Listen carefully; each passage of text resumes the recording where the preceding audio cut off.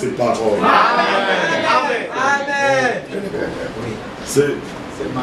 C'est déjà écrit. Dans l'Ancien Testament, c'était une promesse. Mais ici, c'est Paul qui écrit, sachant que ce qui était promis est déjà accompli. Il est question que ceux à qui la promesse avait été faite expérimentent ce qui a été donné à la croix. Pourquoi continuer esclave alors que la liberté est déjà accomplie? Pourquoi continuer comme un éternel pécheur alors que la rédemption qui change la nature de l'homme est déjà accomplie? Pourquoi continuer comme un malade alors que la guérison est déjà accordée? Pourquoi continuer comme un futur candidat de l'enfer alors que la possibilité a été donnée pour qu'on soit des candidats de la Jérusalem céleste? Voyez, il y a eu un changement. Alors Pilate voulait empêcher que ces choses arrivent. Déjà avant qu'on arrête Jésus, c'est Pierre qui voulait empêcher qu'on arrête Jésus. Alors que les souverains sacrificateurs Caïphe avaient déjà proclamé: ne comprenez-vous pas qu'il est dans l'intérêt de toute la nation qu'un seul meure et que tous nous soyons sauvés? Pierre vient avec son épée, il veut empêcher qu'on arrête Jésus, il coupe l'oreille, Jésus l'arrête. Veux-tu empêcher que les Écritures s'accomplissent, d'après lesquelles il doit en être ainsi? Maintenant on l'amène devant Pilate, Pilate dit: moi je vais tout faire pour que cet homme soit libéré. Mais si lui est libéré, et nous les coupables condamnés, nous sommes perdus. Nous sommes perdus. Alors Pilate présente les deux. Il dit: voici Barabbas, dont la mauvaise vie, le mauvais témoignage n'est pas à répéter ici. Et voici Jésus, cet homme qui n'a fait que du bien. Il a guéri, il a chassé des démons, il a multiplié la nourriture. Il n'a fait que du bien.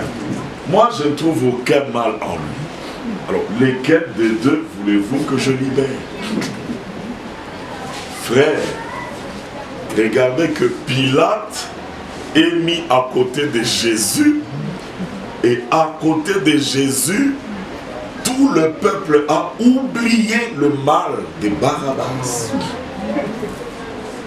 Amen. Est-ce que vous comprenez? Amen.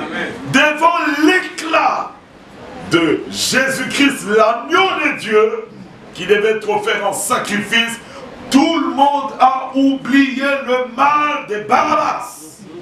Même si on leur disait: mais souvenez-vous de ce qu'il avait fait, ils ont dit: non, on a oublié ce qu'il avait fait. On a oublié. Alors comprenez-vous alors que lorsque le Seigneur dit que nos péchés, il les jettera au loin. Amen. Amen. Dans la mer de l'oubli. Amen. Amen. Et le psaume 32, 10. Si le Seigneur gardait le souvenir de nos péchés, qui pouvait subsister? Personne. Si ces jours-là on s'était encore rappelé des péchés de Barabbas, peut-être que Barabbas aurait été condamné. Mais là, personne, ils ont tous oublié. Notre problème, il faut que Jésus meure.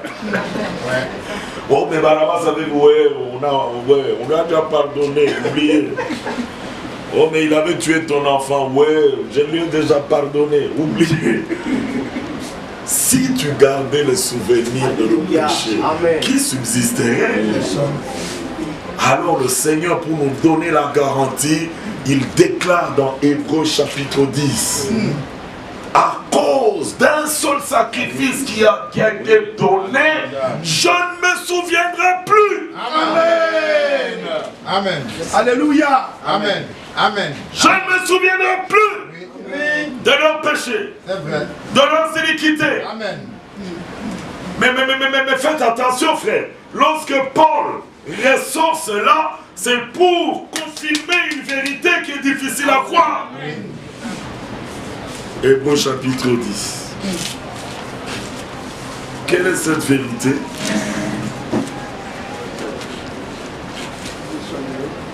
Alléluia. Hébreux 10, nous sommes au verset, je prends directement le verset, bon, on peut commencer à partir du verset, je prends le verset 10 d'abord. Mais pour que vous compreniez le verset 10, c'est verset 7.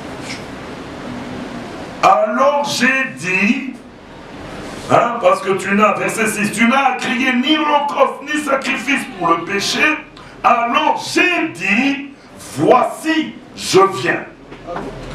Dans le rouleau du livre, il est question de moi. Amen. Je viens pour faire, oh Dieu, ta volonté. Amen. Amen. Amen. Amen. Après avoir dit d'abord, tu n'as voulu et tu n'as créé ni sacrifice, ni offrande, ni holocauste, ni sacrifice pour le péché. Il dit ensuite, voici, je viens pour faire ta volonté. Amen. Maintenant, écoutez. Verset 10. C'est en vertu de cette volonté. Est-ce que c'est la volonté du pasteur? Non. C'est la volonté du prophète? Non. Non. Non. C'est en vertu de cette volonté que nous, les hommes, nous sommes sanctifiés. Amen. Amen. Amen. Si Dieu n'avait pas eu cette volonté-là, on vous donne 10 ans pour vous sanctifier, vous n'y arriverez jamais. Jamais. C'est vrai. Mais une volonté Alléluia. Que le Fils de Dieu devait accomplir. Je suis venu pour faire ta volonté. C'est en vertu de cette volonté-là que nous avons été sanctifiés. Par quel moyen? Par l'offrande. Alléluia. Par quel moyen? Nos prières, notre discipline de vie de chaque jour. Frère, je veille à ma conduite, je veille à ma manière de parler, je veille à ne pas commettre un péché autour de moi. Non, non, non, non, non, non, non. Par l'offrande. Alléluia. Du corps de Jésus-Christ. Et cela une. Alléluia. Amen. Pour toutes. Amen. Amen. Et cette seule fois-là n'a pas été faite dans notre génération. Non. C'est il y a 2000 ans. Amen. Amen. Jésus. Et nous disons Amen. Amen. Amen. Amen. Et vous savez, Israël, quand Moïse est parti faire les 40 jours sur la montagne, ils ont dit, on me fait loin Dieu visible, qu'on voit. Parce que depuis qu'on a commencé la marche, on ne l'a jamais vu. Alors que les autres nations ont des dieux visibles. Les hommes veulent voir des choses que eux-mêmes, hein, visibles. Alors Aaron fait le veau d'or et puis dit, Israël, voici ton Dieu qui t'a fait sortir de l'Égypte et qui t'a fait traverser la mer Rouge. Et le peuple dit, Amen, mon Dieu. Ça c'est insensé. Vraiment insensé. Alors aujourd'hui, les hommes veulent toujours des choses qu'ils voient. Si je ne vois pas, je ne croirai pas. Si je ne touche pas, je ne croirai pas. Nous voulons un Dieu du tic-au-tac. Et c'est ce que Thomas avait dit. Hein. Vous me dites que Jésus est ressuscité. Quel Jésus?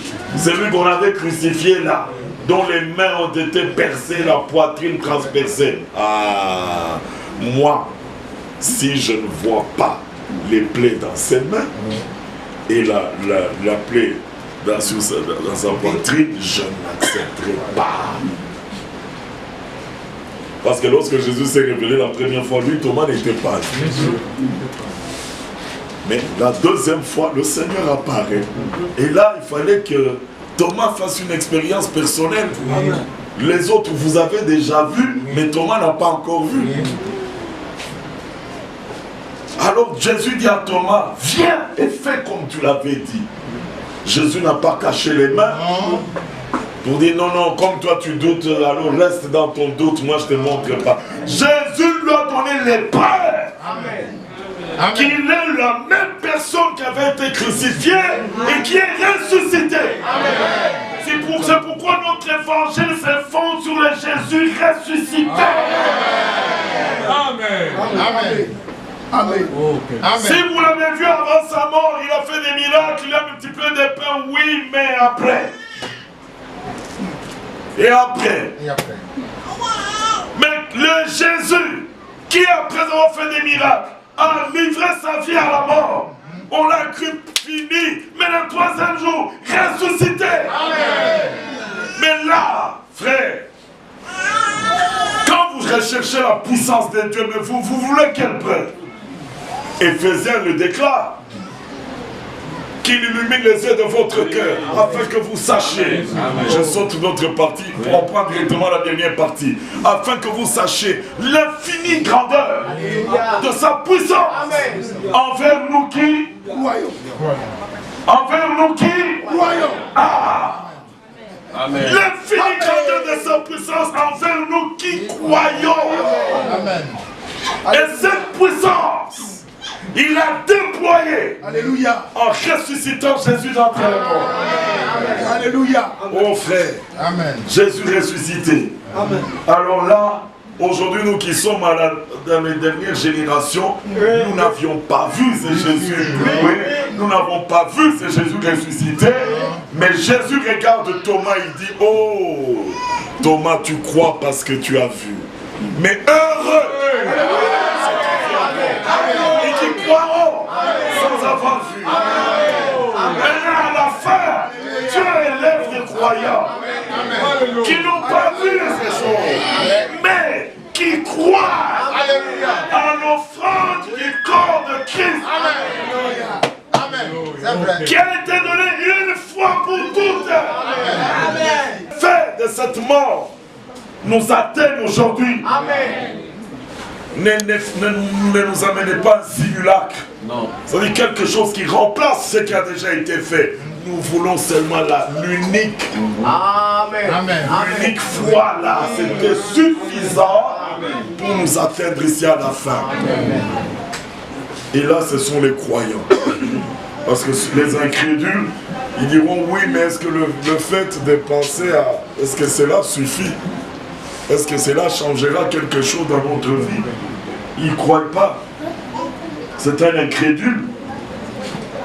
Là, nous venons de lire le verset 10. L'offrande du corps de Jésus-Christ une fois pour toutes. Verset 11. Tandis que tout sacrificateur fait chaque année, chaque jour, le service et offre souvent les mêmes sacrifices et qui ne peuvent jamais ôter les péchés. Lui, après avoir offert un seul sacrifice pour les péchés, il a terminé son travail. Il est assis toujours. Ne venez pas lui demander de se lever pour faire encore un travail. Ce qu'il devait faire, il l'a fait et c'est pour toujours. Amen. Il attend désormais. Ah, ça il attend. Verset 14. C'est car par une seule offrande, il a amené. Alléluia. Alléluia. Est-ce que vous êtes prêts à écouter? Amen. Par une seule offrande, il a amené. Alléluia. Il amènera. Il a amené. Pour toujours. Alléluia. Ceux qui se laisseraient sanctifier. Amen. Non. Non. Nous le sommes. Pour toujours. Par une seule offrande, nous avons été sanctifiés. Et par une seule offrande, il a amené pour toujours ceux qui ont été sanctifiés. Amené où? Amené à quoi? À la perfection. Alléluia. Pendant que vous nous regardez sur la terre, oh frère, bon, vous voyez, nous tous on a déjà essayé. La perfection n'est pas d'ici bas. Nul n'est parfait sur la terre. Et on se console avec des adages comme ça qui viennent déjà de nous. Nul n'est parfait. Alléluia. Le Seigneur dit, enfin l'Écriture dit, vous pendant que vous cherchez, vous ne voyez pas, lui a déjà amené. Amen. Oui. Ils sont déjà là. Amen. Amenés à la perfection pour toujours ceux qui sont sanctifiés. Amen. Maintenant, si vous sursautez, oh, comment ça déjà amené à la perfection? Paul continue. C'est ce que le Saint-Esprit nous atteste. Amen. Amen. Alléluia. Amen. Il confirme. C'est ce que le Saint-Esprit confirme. Amen.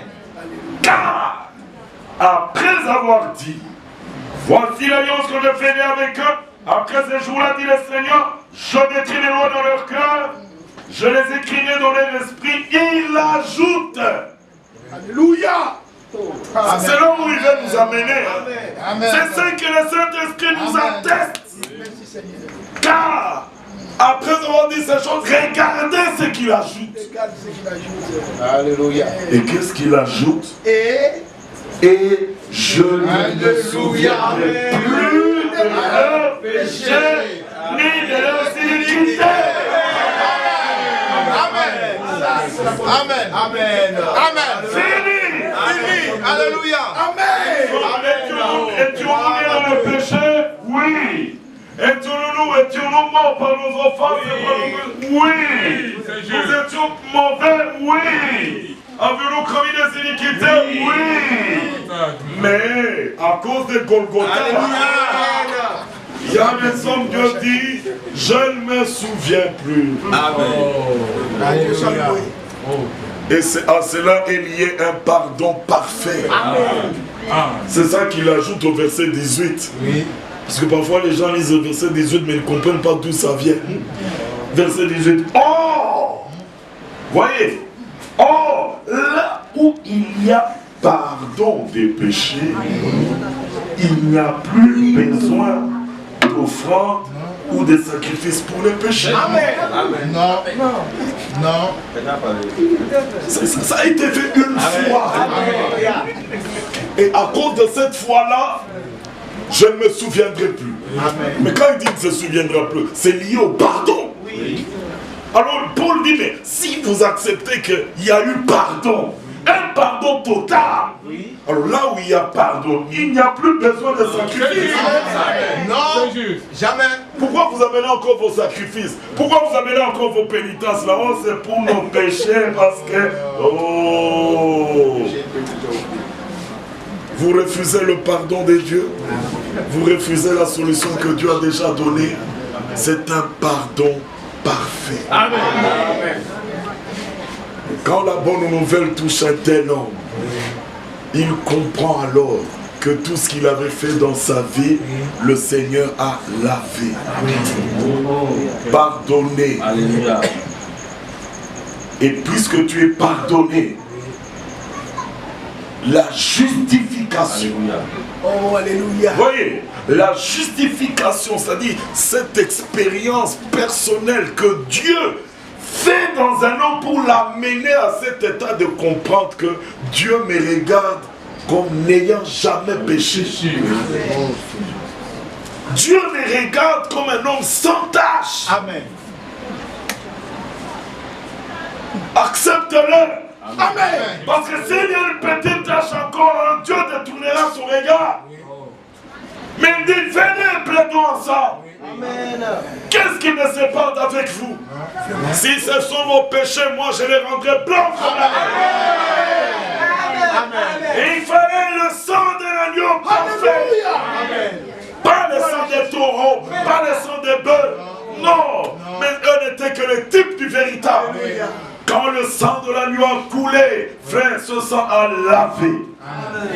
Quand Dieu regarde, il ne voit plus rien. Amen.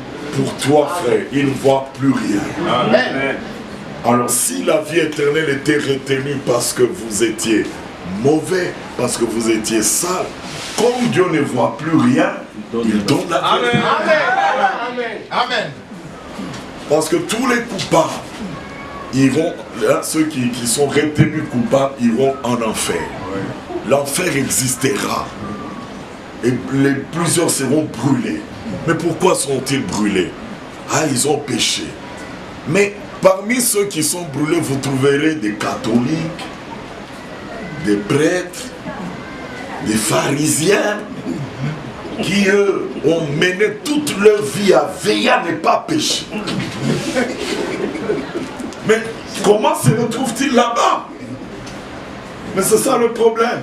Ils n'ont pas compris que ce n'est pas le fait que tu essaies de nettoyer l'extérieur qui changera ton intérieur. Dieu voit ta nature. Il sait que tu es né dans les péchés. Maintenant tu joues en hypocrite.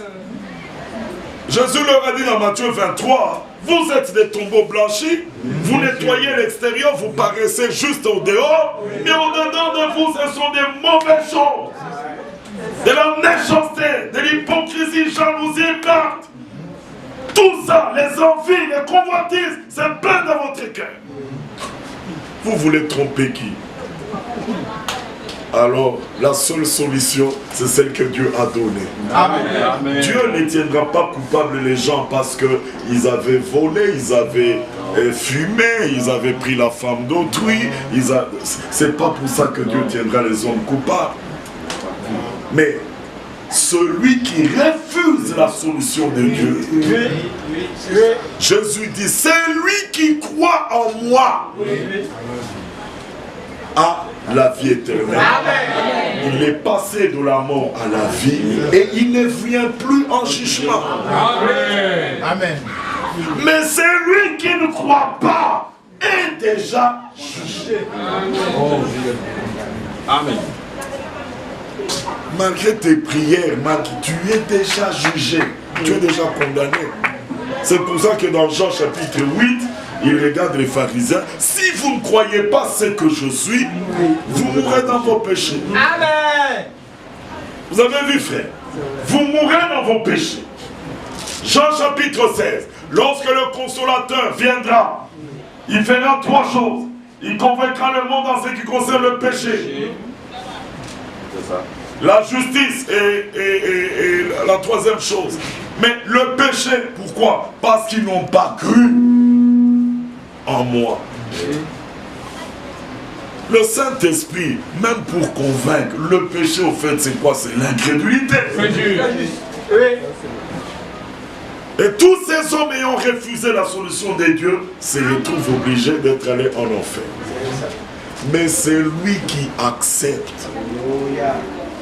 Là même, on n'attendra pas demain. Là même, parce que Dieu Amen. Le Seigneur dit fini. Amen. Amen. Amen. Fini. Et comme il est sans péché, je lui accorde la vie éternelle. Amen. Alléluia. Parce que ceux qui ont la vie éternelle n'entreront jamais en enfer. Vous comprenez le livre? N'entreront jamais en enfer. Et Dieu ne donne pas la vie éternelle en tâtonnant. Est-ce que... Mon frère, je n'ai pas pris ton nom. Eric. Est-ce que je peux donner la vie éternelle à Eric? Est-ce qu'il va réussir? Il va échouer? Essayons un peu. Vous voyez Dieu? Que Dieu commence à donner en tâtonnant. Bon, je te donne la vie éternelle, mais attention. Si je t'attrape, je récupère. Ça, c'est quel Dieu? Bien, je te donne, mais à la fin, il va quand même en enfer. Non. Le Seigneur dit, avant d'entrer en enfer, redonne-moi ma vie éternelle. Parce que je t'avais fait confiance, mais tu as gâché toi-même. Alors rends-moi la vie éternelle. Parce qu'on n'entre jamais dans l'enfer avec la vie éternelle. C'est impossible. Ça, c'est quel Dieu, ça? Non. Est-ce qu'il va tomber? Est-ce qu'il va gagner? Est-ce qu'il... Vous attendez de voir. Et ça, c'est la philosophie catholique. Avant qu'on déclare un homme saint, de son vivant, on ne peut pas déclarer. Il faut qu'il meure. Et après sa mort, on attend encore je ne sais pas combien d'années Pour le canoniser, quoi. Alors là, il faut faire des recherches sur sa vie. Aller fouiller partout. Est-ce qu'il n'avait pas commis un péché quelque part? On va fouiller, fouiller, fouiller. Et quand on vient donner les rapports, on dit non, au vu du rapport qui a été donné, nous acceptons de les canoniser. Alors on déclare Pierre, on déclare Martin saint. Et on applaudit, les informations vont circuler. Hier, il y a eu une grande réunion à l'issue de laquelle Martin a été déclaré saint. Oh Dieu merci. Ça c'est le passé catholique. Amen. Amen. Il faut attendre pour voir. Mais quand l'œuvre de Golgotha est accomplie, Alléluia. Dieu est parfait. Amen. Il sait que c'est lui qui vérifie ta foi. Maintenant, il y a un combat entre le vrai salut et la religion. Il faut que le Seigneur détourne ton attention de la pensée de la religion qui, elle, regarde aux œuvres. C'est ça. C'est vrai. C'est ça. Parce que j'ai fait, je crois que je mérite. Parce que j'ai fait, je crois que j'ai le salut. Il faut que l'Esprit nous détourne de cela. Amen. Alléluia. Et quand Christ nous est dépeint comme l'unique sacrifice valable, c'est lui qui a la révélation de qui est Jésus. Il comprend que, mais si Dieu a fait de cet homme le sacrifice valable, c'est que moi j'étais mauvais. Amen. C'est vrai. Amen. Alors l'homme qui était collé à sa religion, lorsqu'il regarde Christ, il comprend que sa religion ne vaut rien. C'est vrai. Il est obligé de laisser tomber. Non. Qu'est-ce que cette religion vaut devant ce que Christ a fait pour moi? Alors là, c'est Paul qui apparaît. Il dit, s'il y en a qui veulent se glorifier dans la chair, moi je le puis bien davantage. Jésus. Car moi que vous voyez là, hébreu né d'hébreu, pharisien c'est-à-dire de la religion la plus rigide, circoncis le 8e jour, mes parents n'ont pas commis l'erreur de m'amener le 9e jour, le 8e, tout a été respecté à la lettre. Et quant à la loi irréprochable, surveillez, vérifiez mes cheveux jusqu'aux ongles, irréprochable.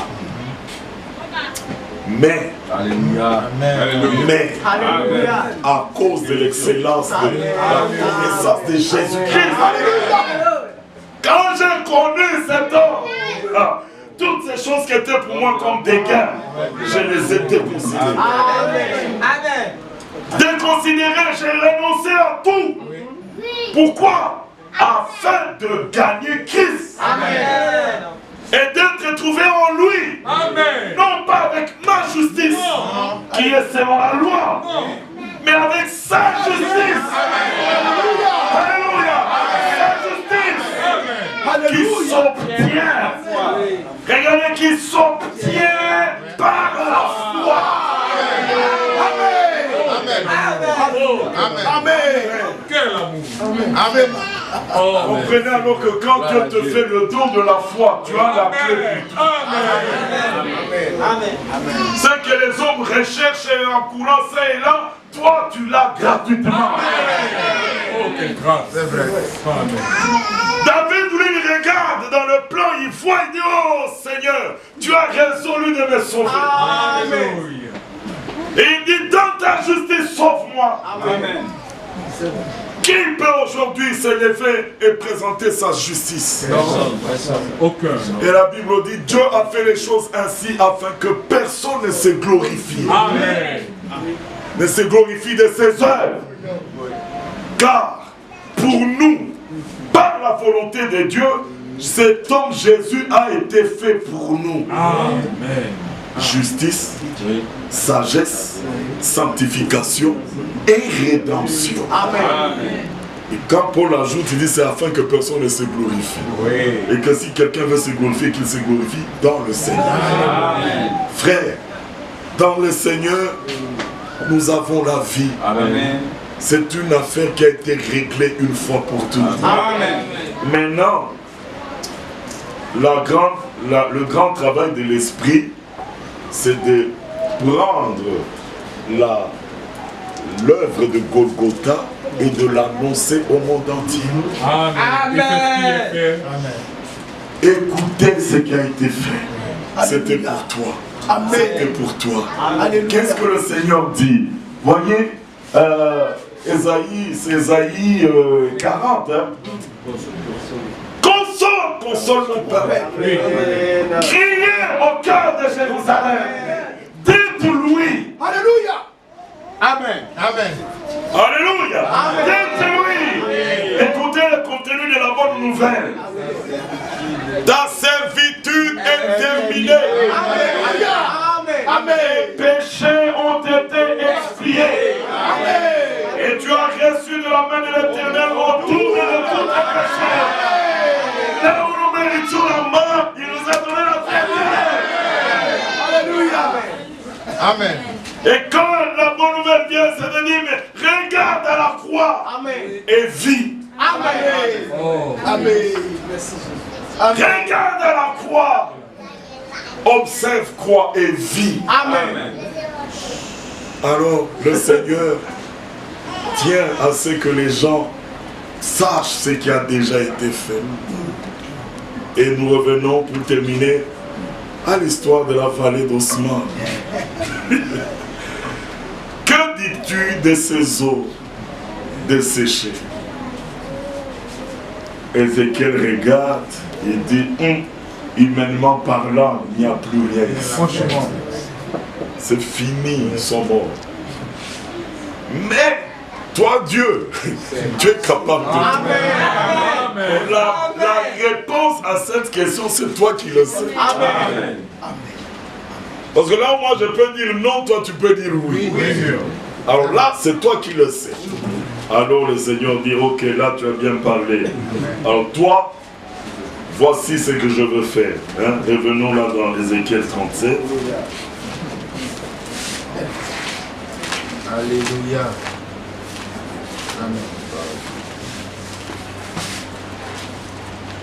Ézéchiel 37. Il dit,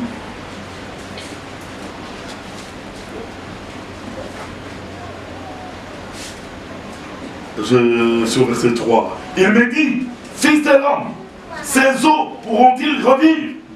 Je répondis, Seigneur, tu le sais. Amen. Il me dit, prophétise sur ces eaux, c'est-à-dire parle.